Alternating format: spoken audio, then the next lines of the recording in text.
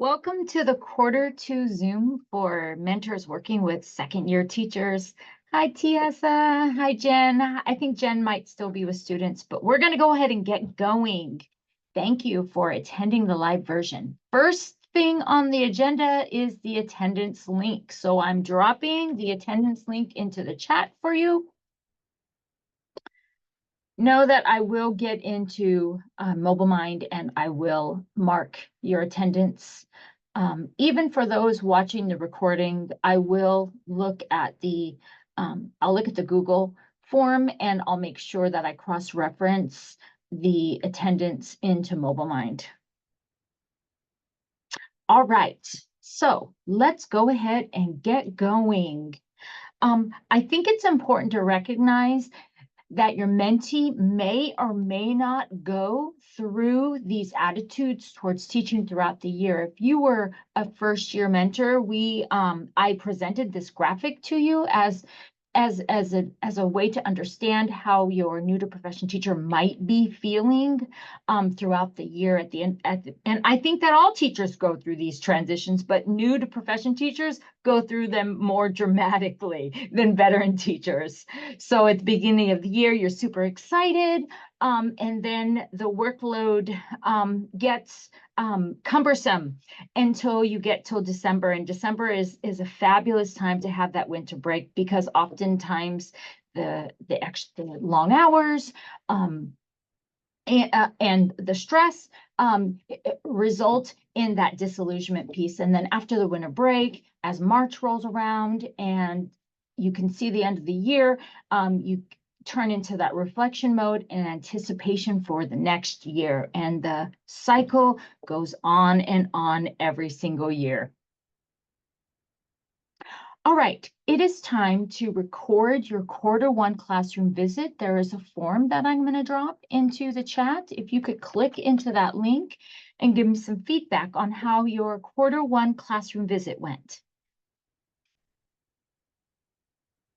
Yes, Tiasa. I did want to share, I got your notebook and it was very helpful. All the, one of the things since I'm doing a SPED teacher, I don't know if everybody is or what this one is. I made an observation checklist type thing for an IEP meeting. If you want me to share that with you, so you could share it with your other, people who are mentoring. Okay, I would love to add that to my binder if that's okay with you. Yes, and you can change it. I just felt like that's what she wanted me to observe. That was one of her areas she really wanted help with. And like you said, we are there to help them, not evaluate them. And so it was a really good, it went really well. And so I just want to offer that to you. So I will share it through email through Google Drive. Thank you. Perfect. Yes, the data collection binder is, it's a work in progress. So I'm always looking for additions, so that's great. Thank you so much, Tiasa.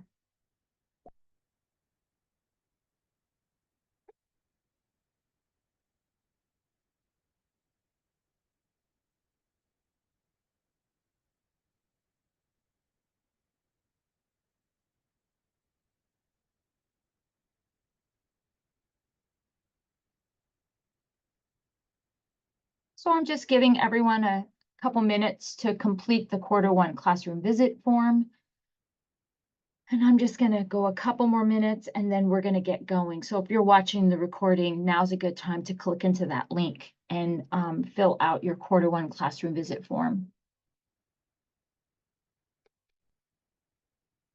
All right.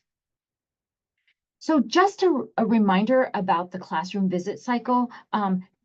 In a perfect world, you'd have an opportunity to sit down and conference with your mentee before you actually go into that classroom visit. That's a great time to set a focus for the visit. You want to know what your mentee really wants you to look at. What does that data collection look like? And that's when your data collection binder comes in handy. If you could sit down with your mentee and show them some options, maybe to spark some interest with them.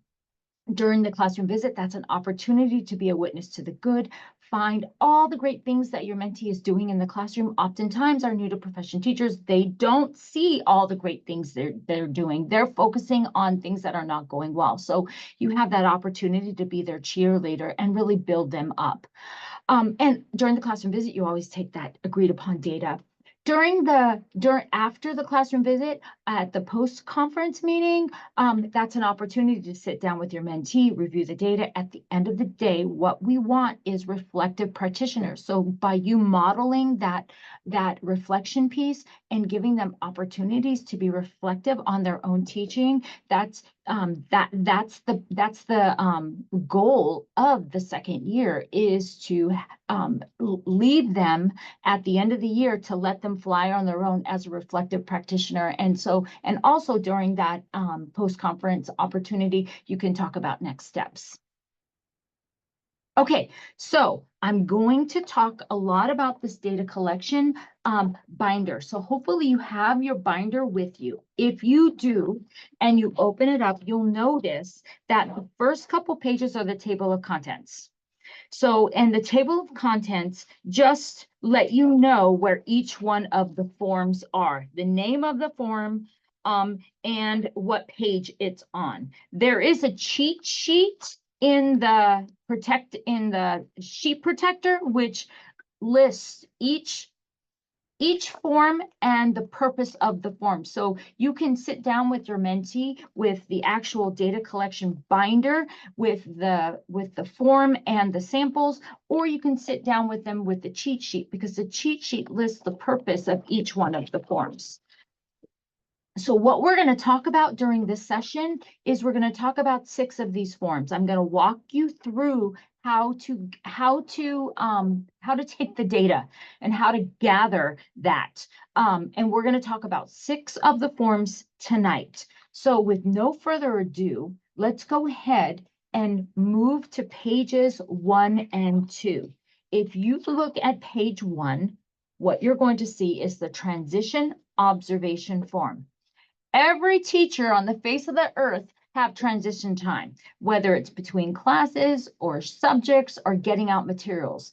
If transitions aren't smooth and efficient, instructional time is lost. So on the sample, if you count up the amount of lost transition time, 6 minutes multiplied over 5 days a week is 30 minutes a week. 30 minutes a week is 2 hours a month. So the point I'm trying to make here is that lost instructional time builds up over time. So if you could turn the page to the sample, you'll notice on the sample that if your mentee chose to have you gather some data around transition time, what you would do is you would describe each different transition that happened during the classroom visit. For example, on the sample, there was a transition from seat work to lesson start. And that transition began at 9:15, it ended at 9:18. And so when you do the math, that ends up being a 3-minute transition. And so this particular sample, there was 4 other transitions during the classroom visit. And if you calculate each of those transition times, it gives your mentee an opportunity to analyze and problem solve maybe why their transitions aren't as smooth as they wanted them to be. So this particular form is great to analyze transition times and problem solve to reduce that loss of instructional time. The second one I want to talk about, if you flip over to the next page, it's called the procedures observation form. The purpose of this form is to analyze procedures with the goal of getting 80% of students on following procedures. So if your mentee decided to use this form, the way you would take this data is you would, during the classroom visit, you would list all the different procedures that you see, and then you would calculate or not calculate, but you would observe how many students were following that procedure. So on the sample that you're looking at, you notice there that there was, it looks like there was 7 procedures that happened during that classroom visit. The first one was the complete seat work procedure, and 12 students were following that procedure. If you calculate 12 of those students were following that procedure, and there's 19 students in the classroom during the classroom visit, then that computes out to 63% of students were following that complete seat work procedure. So, and so that's how you would gather that data. You would list the procedures that you see in the classroom and the number of students who are following that procedure, and then you would calculate a percentage with the goal of having 80% of students following each of the procedures in the classroom. The next form, if you page over to page 5 and 6, this is the time on task form. So remember when we talked about the 3 kinds of engagement.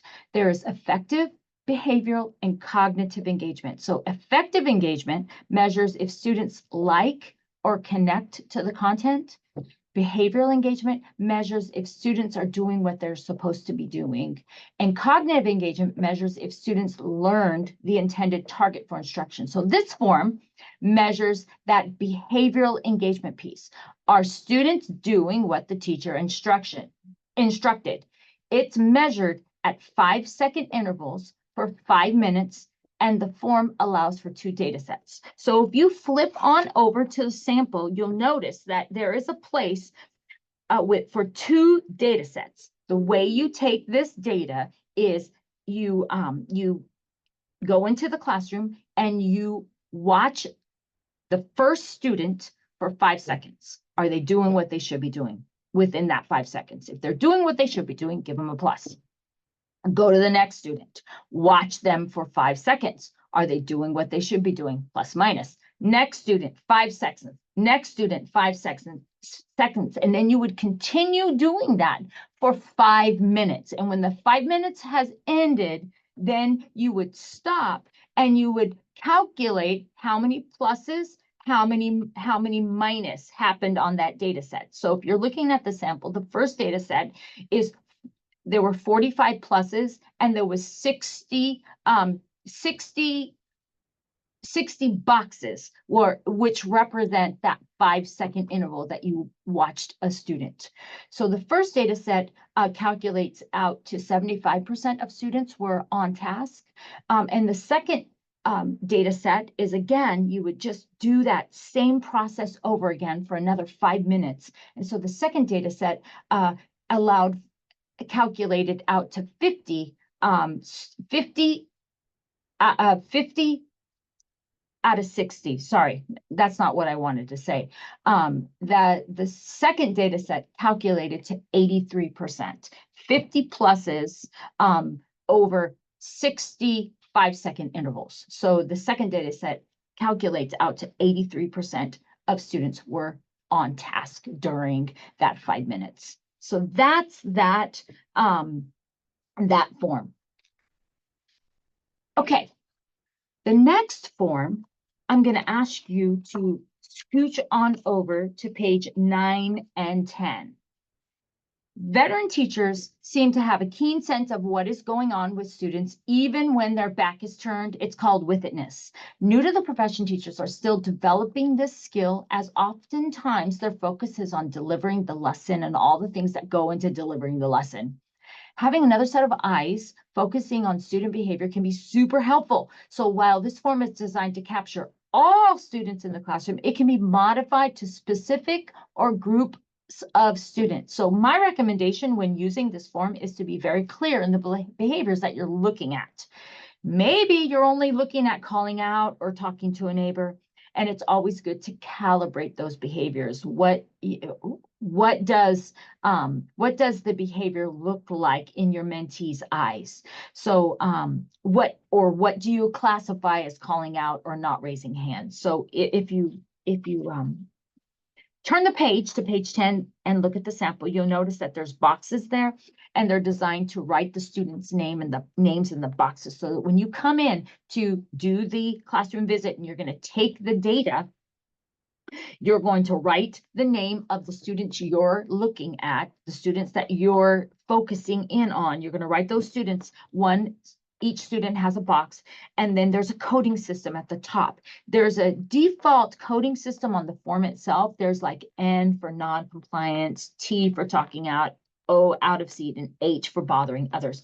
So you can use that coding system, or you can tailor it to whatever your mentee really wants you to look at with specific students. So when I took this data, you'll notice that some boxes with students' names have nothing in it. That means that they didn't display any of the behavior that was being looked at. And some students have T's, some have H's and P's, because that behavior was displayed during the classroom visit. So that's that form, and this particular form lends itself to specifically whatever your mentee is looking for. Okay, now let's scooch over to pages 19 to 22.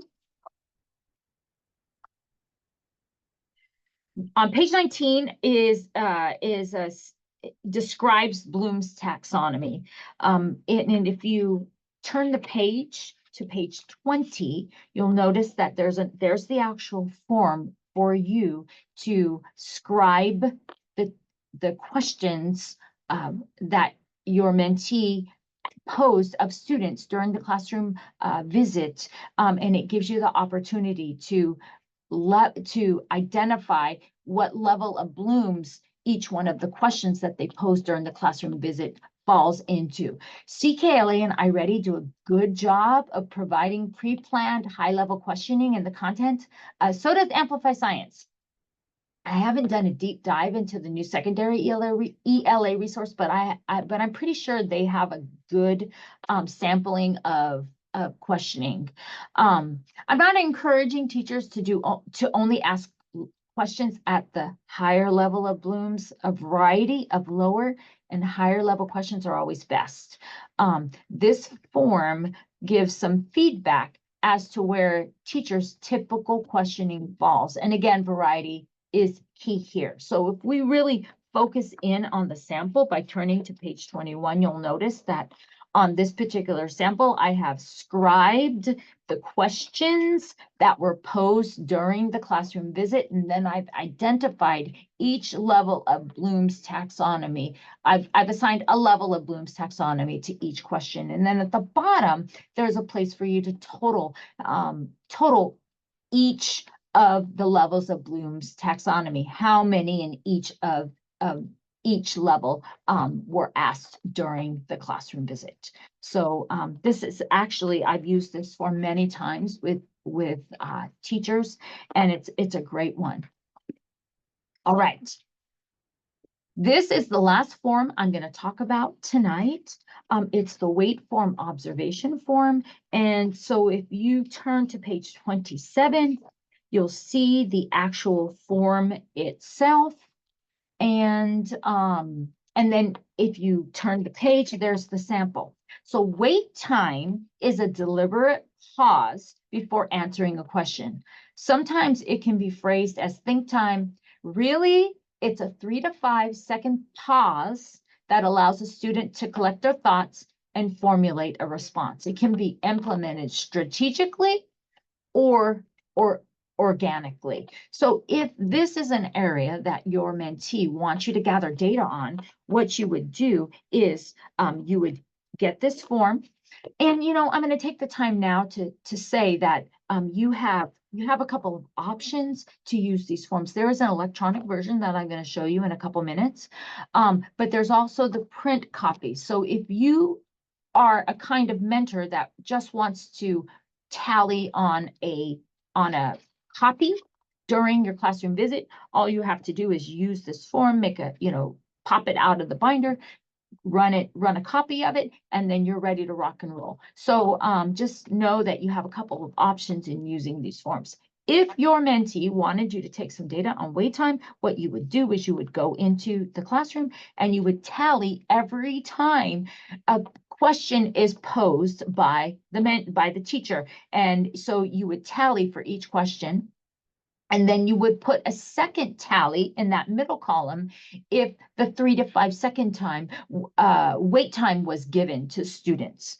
And just know that that wait time can be student to teacher, it can be student, teacher to student, it can be student to teacher, and it can be student to student. So, and then you would tally each time that 3 to 5 wait time was given so that you could calculate a percentage. So on this particular sample, there was 13 times that wait time was given looks like there was 19 questions posed to the classroom, and 13 of those questions allowed for a 3 to 5 wait time, which calculates out to a 68% rate of wait time.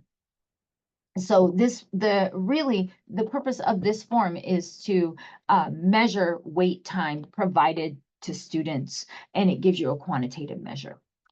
Okay, so now I have been talking nonstop about these forms, and I've described and trained 6 of these forms. And so next time in quarter 3, I'll train the other ones. But right now is a good time to get into your Google folders and make sure you have the green form. So for quarter 1 were the orange forms, quarter 2 is the green form. So if you are watching this video, pause the video and make sure that you have those green forms sitting in your drive. And really what I'm trying to do is I want to make sure that you have your Google folder starred. I want to make sure you know the pathway to get into your Google folder so that you can easily access these Google forms and get to them. All right, perfect. Jen, that's fabulous. I'm glad that you could find them.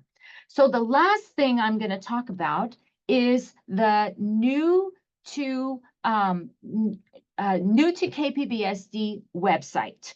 Now I'm going to drop the link into the chat, as well as I'm going to show you what it looks like. So if you click into that link, you'll notice that there are some tabs in the upper right-hand corner. I'm going to bring your attention to the Mentor tab, because there's a lot of information that could be helpful to you as a mentor. The monthly and the quarterly Zooms are listed here for your convenience, but also what I really wanted to bring your attention to is the data collection menu. Like I said before, you have electronic access or you have print access to the data collection menu. So if you are if you would prefer to use the electronic version, you can get to those electronic versions of all of these forms from that link on the New Teacher website. There's also the quarter 1 slide deck. There's also the quarter 1 recording as well, if those might be helpful to you. I also want to bring your attention to, there's a videos tab. There's videos if you're a new to profession teacher, need some support around PowerTeacher Pro, or any of the videos that I'm putting out for the first years. They are populating here for anybody to access. Also, there's a tab for there's the pacing guides. I've loaded all the pacing guides into one document. So if you think that might be helpful to your new to profession teacher, that's great too. And there's also there's the new teacher resources. There's an October checklist, and there's October resources, as well as an EdTech resource page. So I just wanted to bring your attention to that New Teacher website. Feel free to peruse it. Feel free to talk with your mentee about it. And with all that said, I am going to move to our last slide, and I want to remind everybody that there you do have access to a sub if you prefer to do your classroom visit while a sub takes care of your classroom. I know that some of you are using you're using your planning time. Some of you don't need a sub because your role gives you a little flexibility during your workday to go pop into your mentee's classroom. There's lots of different ways to get into your mentee's classroom to do that classroom visit. And if having a sub is your preferred way of getting into your mentee's classroom, know that it is available. All you have to do is contact me with the date you would like to have a sub. Now you'll have to you'll have to create an absence in ASOP, and you'll have to leave your lesson plans, but know that I do have a budget to pay for your sub if you prefer to have a sub to do your classroom visit. Okay, so with all that said, I'm going to open it up to questions. Our next Mentor Zoom is going to be Q3. Believe it or not, it's going to be 2026, and it's going to be on January 15th. So if you have any questions, feel free to reach out to me, and I will stay on the Zoom as long as you need. But have a nice evening, and thank you so much. Thank you. So Tiesa, I'm gonna stop the recording. If you have any Okay. questions, let me know. Okay, thank you. I did just have one question. Those Google Yes. forms, were we supposed to submit those somewhere, or do we just save them in the drive, or? They just stay right there in the drive. All you have to do is Okay. fill them out, and then I don't analyze them with a fine-tooth comb. You know, I'll do like a spot check just to make Okay. sure that you're doing them. And the reason that I do that is because this program is funded at a 2A, and there's always that accountability piece. So Mhm. there is the possibility that Okay.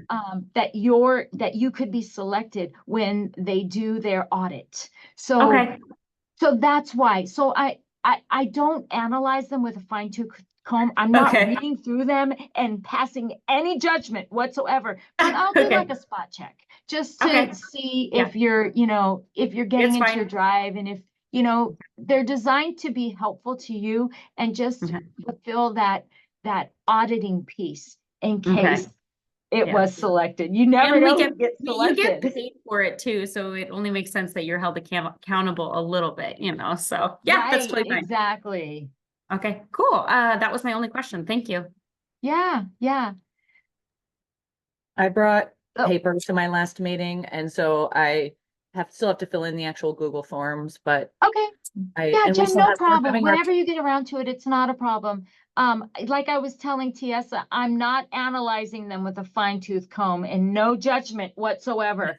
But there is that accountability piece that 2A requires. So if you can get around to it, that'd be great if you could fill those out. I will definitely do it. This quarter got a little bit crazy, and we're gonna have our post meeting tomorrow.